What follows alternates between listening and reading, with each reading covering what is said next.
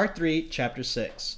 This chapter begins much later, and it starts in the Chestnut Tree Café, that same cafe that those three guys were in before they were vaporized.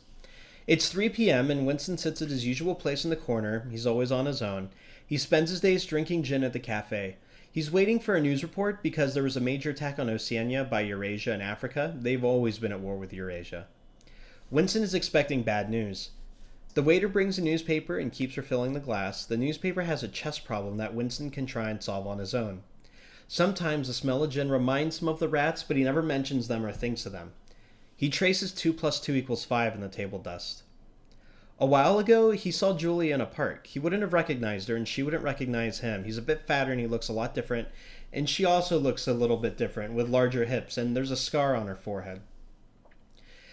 He walks up to her and puts his hand around her waist, and he notices how stone-like she feels. She gives him a look of dislike or distaste. The party doesn't care if they're together anymore. He could even kiss her in public and nothing would happen. As far as the party is concerned, both Winston and Julia are already broken. They walk a bit and sit down and talk. She says she betrayed him.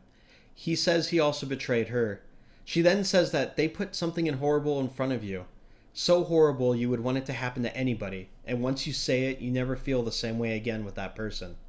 Winston understands. Winston goes back to drinking, and music plays on the telescreen, the same song that played before Aronson Jones and Rutherford disappeared. Winston's days are spent drinking. He has a different job on a committee that doesn't do anything. Their job is to figure out if in newspeak the comma goes inside or outside quotation marks. The telescreen announces a great victory in Africa, and Winston gets excited and happy. He has gin-smelling tears running down his face because he's so happy.